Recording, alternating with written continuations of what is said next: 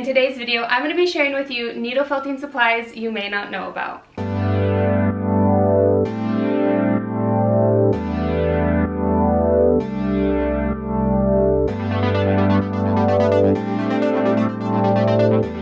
Hi everyone, aloha and welcome to today's video, needle felting supplies you may not know about. My name is Iceland and I'll be your fiber artist host, and on this channel, SnowflakeForestFelting, I share needle felting videos, have tutorials, tips and tricks, supplies, and more. So if you're new to this channel and this interests you, please consider subscribing. And if you want to know more about anything you see here on this channel, be sure and check those links down in the description below or leave a comment. I'd love to connect with you there. If you find today's video helpful, please be sure and give it a thumbs up. You can also hit the thanks button and share this video where you can. Thank you to those of you who have subscribed, those who are returning. Your support here really does mean so much to me. Now let's get into today's video. So these are supplies I wanted to share with you because I think they're going to help you with your felting game a little bit more. And you wouldn't normally tend to think about these. So not necessarily something you have to have if you're felting, but if you're getting more into it and advanced, these are things you're going to want to consider. The lint brush, for obvious reasons, you are working with wool and fibers, you can use this to clean off your surface. If you're wanting to keep it a clean surface, this is what it's going to take.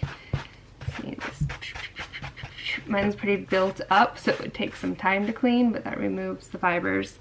Or maybe you need them after working for your clothes or even in your area.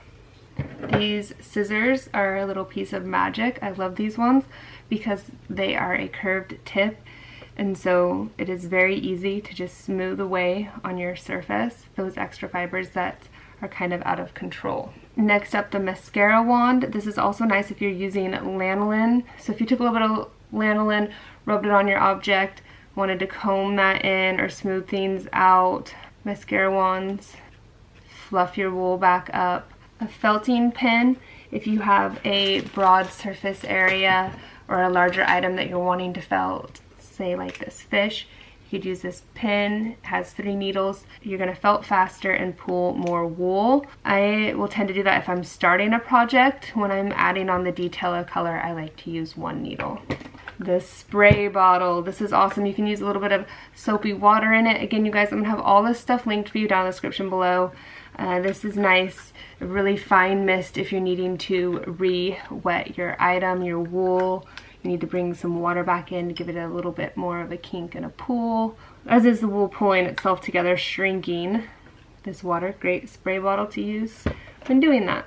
Wool buddy, I keep meaning to make a video just talking about these carders because they are so amazing. But if you are going to be needing to card any of your wool, have larger bats, wanting to combine colors, this is going to be the way to go. Or even if you have like a sheepskin like I do that you use to put your items on, you can card that sheepskin and it's going to look all nice and beautiful again. Straight in wool fibers, perfect for that. Wet felting, if you're going to be felting a lot of balls or soap, this mat is going to be the way to do it. You don't have to have a felting mat. On this side it has a little more bump on it than the other side that's pretty smooth, but it is going to help create friction and help you wet felt your wool together faster. Lastly, a scale. This is really nice if you're going to be wanting to know, because I can show you here, how much wool you're needing for a project. You're wanting to keep some consistency in weight. Let's see, this one's,